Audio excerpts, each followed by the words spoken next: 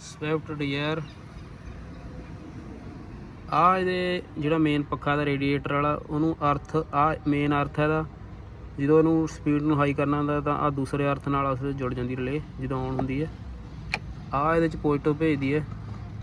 ਇਹ ਇੱਕ AC 'ਤੇ ਚੱਲਦੀ ਹੈ ਸਲੋ 'ਚ, ਅਤੇ ਆ ਜਿਹੜੀ ਰਿਲੇ ਹੈ ਇਹਦੀ ਹਾਈ 'ਚ ਚੱਲਦੀ ਹੈ। ਜਦੋਂ ਆ ਦੋਨੇ ਤਾਰਾਂ ਉਸ ਵਿੱਚ ਜੁੜ ਜਾਂਦੀਆਂ ਰਿਲੇ ਦੀਆਂ, ਇਹ ਹਾਈ ਸਪੀਡ ਕਰਦੀ ਹੈ। ਆ AC 'ਤੇ ਚੱਲਦੀ ਹੈ। ਆਹ ਗਰਾਊਂਡ ਜੁੜਦਾ ਉਸ ਵਿੱਚ।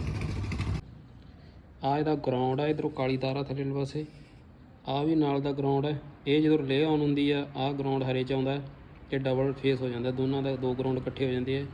ਆ AC 'ਤੇ ਆਨ ਹੋਣ 'ਤੇ ਸਲੋ ਚੱਲਦਾ। ਆਹ ਫਿਰ ਜੋ 97 98 ਚੱਲਦਾ ਲਾਲ ਤਾਰ ਦੇ ਵਿੱਚ ਹਾਈ ਹੋ ਜਾਂਦਾ ਸਪੀਡ। ਇਹ ਚਾਰੋਂ ਇਹਨਾਂ ਦੋਵਾਂ 'ਚ ਗਰਾਊਂਡ ਆ ਜਾਂਦਾ, ਇਹਨਾਂ ਦੋਵਾਂ 'ਚ ਪੋਜ਼ੀਟਿਵ ਆ ਜਾਂਦਾ ਅਤੇ ਹਾਈ ਸਪੀਡ 'ਤੇ ਚੱਲਦਾ, ਦੋਨੇ ਫੇਸ ਡਬਲ ਹੋ ਜਾਂਦੀ ਹੈ।